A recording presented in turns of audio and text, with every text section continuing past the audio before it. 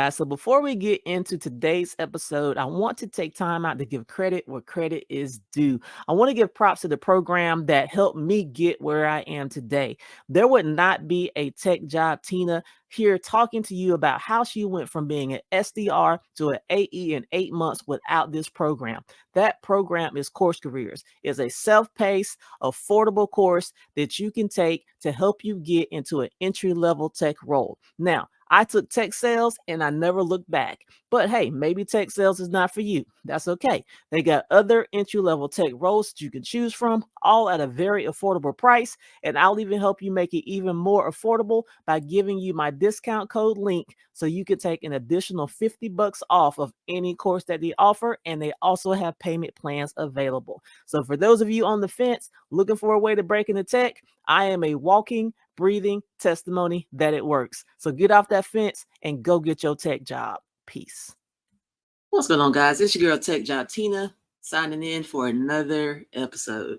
So today I'm doing a little bit of a recap on my life, man. What is going on in AE world? Well, first thing, I'm still hanging in there, right? I'm still doing my thing, still learning every day. And I know that's always what I say because that's what it is, man. Every day is a new opportunity to learn, right? So I'm here for it, right? So here I am. This is officially day 42 of me being on the sales floor. I've actually been keeping up with the days of me being on the sales floor. I've been in the AE role since February the 1st. First half of the month was all training. So I'm actually counting the days. And in those 42 days of me being on the sales floor, so far I have closed 10 deals, right? So just trucking right along, man. Some days I feel like, yeah, I'm totally getting it. And then other days I just feel like I really kind of suck, right? I don't. And everyone is telling me I'm doing a great job and I'm probably really just hard on myself. But that's just what it is, man. I kind of want to let you guys know that it is normal to have those roller coaster feelings where you're trying to figure out your space in this tech sales role, whether you're a new SDR, whether you're starting your career off as an account executive, whether you're starting off as customer success account manager, wherever you are in your sales journey, even if you're transitioning, maybe you promote from one role to another. When you're first getting into that role, you're going to have times where you're going to question yourself. You're going to have times where you're like wondering if you're cut out for what you signed up for. There are going to be times if you're going to question yourself to wonder if you made the right decision.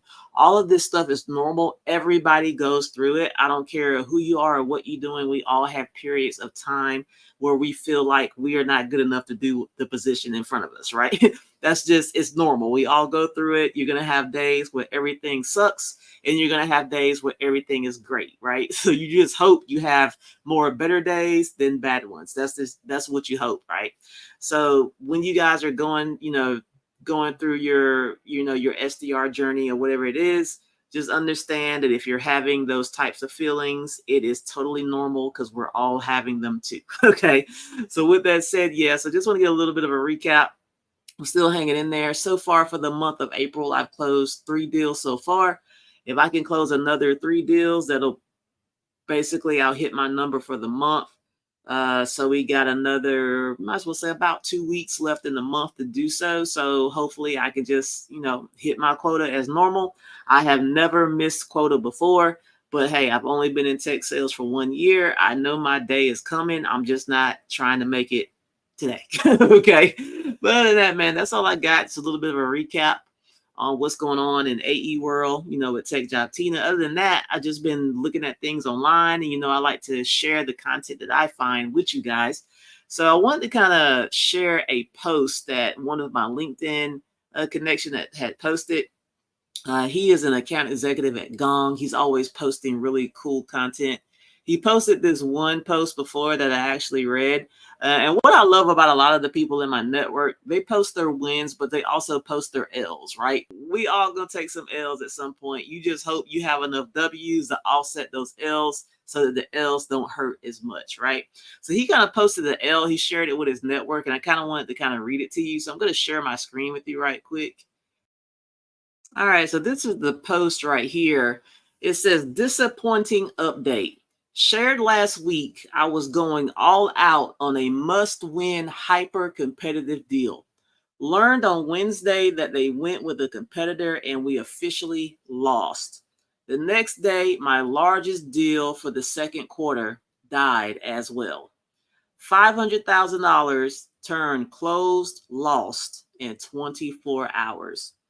Virtually no path to hit my quarter one number with an $85,000 gap until April ends. Getting flashbacks to the second quarter last year, where I missed quarterly quota for the first time and only hit 68% of my number. But I channeled that energy and motivation into closing $1 million in the next 2 quarters. This time will be no different. Spent Thursday and Friday in full attack prospecting mode, going after all my best accounts. Long year ahead, and it's reload time. Right? So I kind of want to read that. So, I mean, even the best of the best out there, they take those L's, right? And that's a pretty big L, but he's at a company where they got, pretty sizable deals. They have large deal sizes, right? So I just kind of wanted to put that out there, man.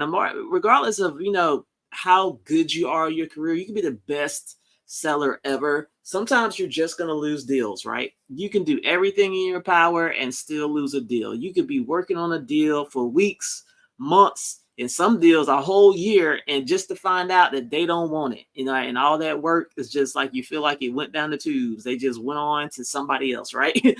So that is part for the course in sales, man. You win some, you lose some, basically, right? So I just kind of wanted to share that out there with you. To kind of let you know that every day is not going to be like sunshine and rainbows. It's going to rain some days, people. It's going to rain. So I thought that was pretty cool that he was actually kind of being transparent and just sharing his L with the people. Let me share with you some other content.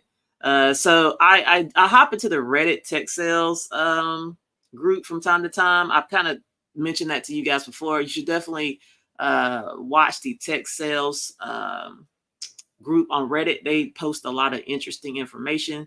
Then Quora also, every once in a while, I hop on Quora because they have like stuff that's really funny to just post it. It'll just be random stuff. Sometimes it's maybe tech sales related, career related, or it may be like totally random, like totally off topic. They have a lot of funny questions and stuff that'll pop up in there. That I find kind of entertaining to just go through and read the answers just for pure comic relief, So I saw a few and I'll kind of share them with you. Let's go through right quick. Let's see here. All right, this one from Cora. Like, what would you do in a situation like this? I know what I would do. So the question was, I got fired from my job a week ago, but now suddenly I received an email that they want me back ASAP. What should I do? I wonder, has this ever happened to any of you guys before? Can you imagine you get fired from your job and then suddenly they calling you, they want you to hurry up and come back? What's the first thing that comes to your mind when you think about this scenario right here? Just think about that for a second. Why would they fire you and then want you to come back ASAP like a week later, right? First thing comes to mind is they discovered that they need something from me, right? Whether it's something obviously it's some knowledge that I only have and they got to bring me back to get it, right? What would you do in that situation? They done fired you and a week later they talk about they want you back. You going back? Or you gonna tell them to pound sand? What you gonna do, right? I know what I would do. I'm out. Deuces. You fired me. Don't be trying to call me back. I'm keeping it moving. So I'm like, good luck on thinking somebody's going to come back after you fired them. So I thought that was crazy. Got fired from my job a week ago, and now suddenly they want me back. we not doing it. We're not doing it. So I read through the comments. I thought it was funny. This was the first thing that came up, and that's immediately what I thought. It said it's a trap. Don't do it. Right? Look, they said don't fall for it. Being fired is the single most conclusive action an employer can take to prove to you beyond a shadow of a doubt that they don't value you. No manager ever fires an employee they see as valuable, especially if you have special skills. What has happened is that manager has failed to get all of their ducks in a row prior to terminating you. There is some scheduling conflict, or there is some specific skill that you have that nobody else has. In other words, terminating you is now making waves for them, and they weren't expecting. that they weren't expecting. Now they want you to come back and fix things. That's exactly what I think it is, man. If somebody fires you, don't fall for the okie doke if they try to spin the block and want you to come back. Chuck the deuces, keep them in the air, and ride off into the sunset. So I thought this was kind of funny. Just kind of wanted to share it with you guys. I don't know if any of you have had that experience before. I've actually never actually been fired from a job before in my whole life. I got laid off before. I've had my position phased out with the option to do something else within the company. I just chose to bounce, right? But I've never been fired before. So I thought that was kind of an interesting scenario right there. Let's share another one. Let's go look at some other ones. And I'm interested to hear what you think about that one in the comments. Just share in the comments what you think about that. Let's move to another one right quick. Here's another what would you do scenario right here that I actually found on Reddit, which is kind of interesting. So they said, 2 offers. What would you do? They go, I'm making a pretty significant career pivot into sales and have received 2 offers. I have mostly been interested in SaaS sales, but I'm open to other roles. Here are the 2 offers.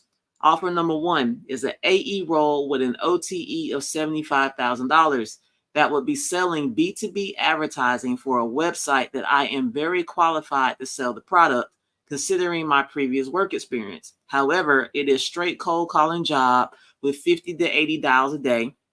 My thought is that I could use the AE experience to find another high-paying AE role after a year or so if all goes well. Offer number 2, it is a BDR role with an OTE of $55,000 at a SaaS company where I have an in. The plan would be hopefully to move to an AE role in 8 to 12 months if all goes well. Very low OTE to start, but there is more upside than offer 1, and there is barely any cold calls. Being that I'm interested in SaaS, I like the idea of number 2 just to get my foot in the door, but am more qualified for offer number 1, and it is a higher OTE. Do you have any thoughts on what I should do? What would you guys do in that scenario? Which offer would you pick and why? I'm interested to hear what you guys think on that. I ain't even going to give my input. I want to know what you think. So put your comments in there and let me know what you think. Would you take the $75,000 AE role that is $50 to $80 a day to get that experience and then keep it moving?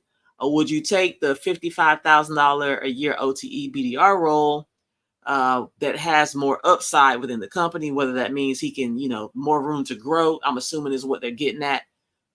And they won't have to make any cold calls in that BDR role. It's probably all mostly emails or whatever the case is. What would you pick? Would you go with offer number 1 or would you go with offer number 2? Let's see what the comments said. Let's see here. Somebody said, if you're interested in tech sales long term, I go for number 2, as being an AE in other industries doesn't usually count.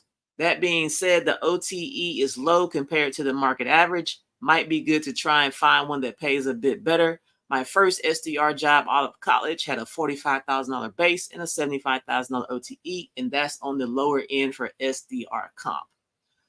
All right, so somebody else said 5 years from now, where do you want to be in tech sales or advertising sales? If it's tech sales, take the BDR role.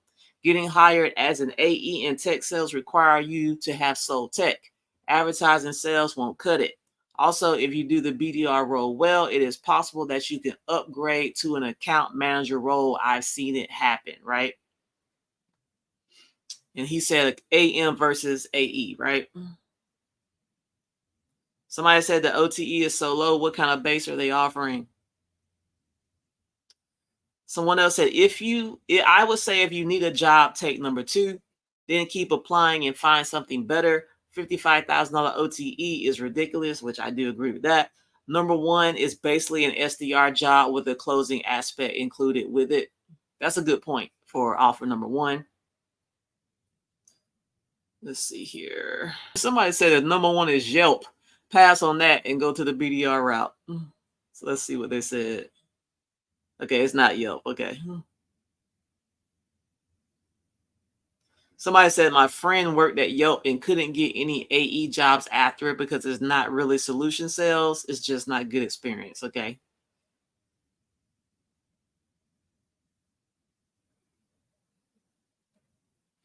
All right. So yeah, what do you guys think about that, man? Which offer would you go to? Which offer would you go with and why? He had to choose between a $75,000 OTE AE role or a $55,000 OTE BDR role. One is very cold call heavy. The other one is not. What would you go with? All right, so let's move into something else. Put in the comments what you would go with on that one. Let's go into something else. Let's see what we. All right, so let's go into this next one that I found on Reddit. And this is crazy. I'm telling you, you can make bank as an SDR depending on what company you're working at. If you top perform, you can make $150,000, $200,000 if you are an SDR, BDR at a company that has like really big deal sizes. So this is just a testament to what I just said. So this right here, the title is Career Advice, SDR making 200,000 plus a year, right? And you heard that right. SDR making 200,000 plus a year, right? So they said, "What's up, everyone? I need some career advice. I work in cybersecurity. I joined a super new cybersecurity startup in 2020 as the first sales hire as an SDR, and we got acquired in 2021. Here's my problem. I got some pretty solid stocks with the acquisition and am currently making over $200,000 a year as a BDR. I've been a BDR since 2020 and have been consistently crushing my quota. Never missed quota once. But unfortunately, the problem is that there is zero growth at my company. They haven't even given us a sort of pathway for us BDRs. It's going to be 3.5 years as a BDR, and I'm not still in AE. Should I wait till my stock vest is over in March of 2025 and just be a BDR, or should I jump somewhere else and become an AE because I have solid experience and companies are offering me? What do you guys think about that? This dude is a $200,000 a year SDR. Do you think he's tripping for trying to go to an AE role, being that he's already at $200,000? What would you do in this position, right? Say you're somebody that maybe you were thinking about being AE. And I'm going to be honest with you. The reason why most people want to be AEs is because we're chasing the money. I think it's more so the draw of the money than it is the title. I think the title is second, the money is first, right? Tell me if I'm wrong. Tell me if I'm wrong. For those of you that want to go be AEs, do you want to go be AE just because of the title, or are you chasing that AE title because of the money that comes with it, right? I mean, we can talk about this.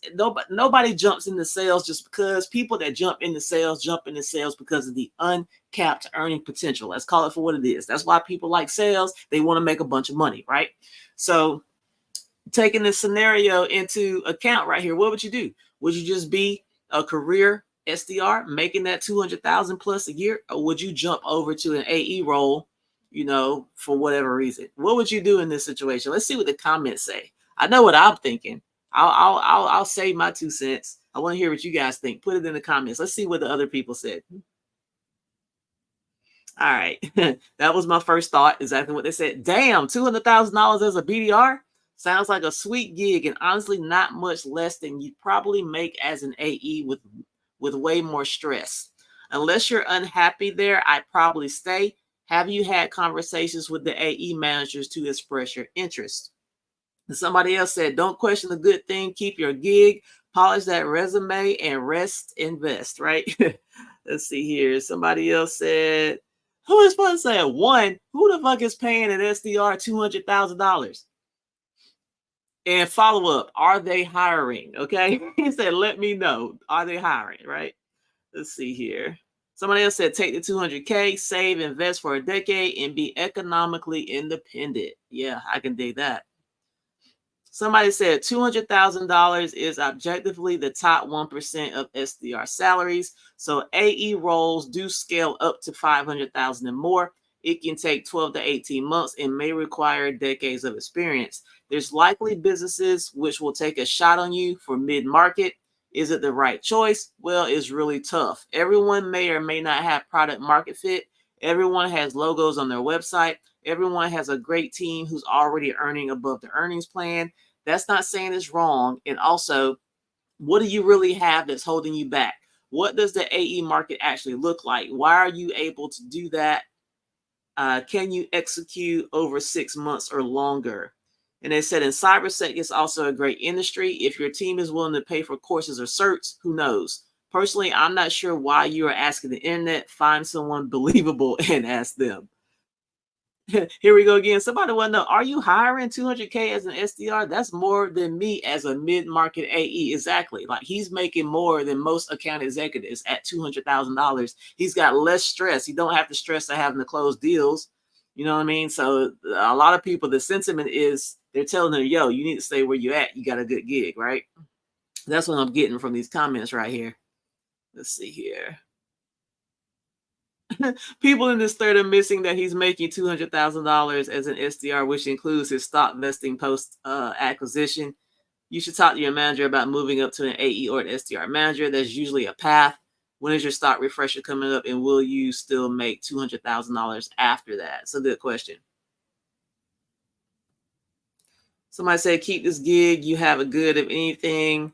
Let's see, overemploy as an SMB AE and do this for the next 2 years. That's terrible advice. There is no way I can imagine having 2 sales jobs. There ain't no way in hell I could do 2 sales jobs. There are some jobs out there, yeah, you could probably get away with OEing because they're just maybe knowledge work.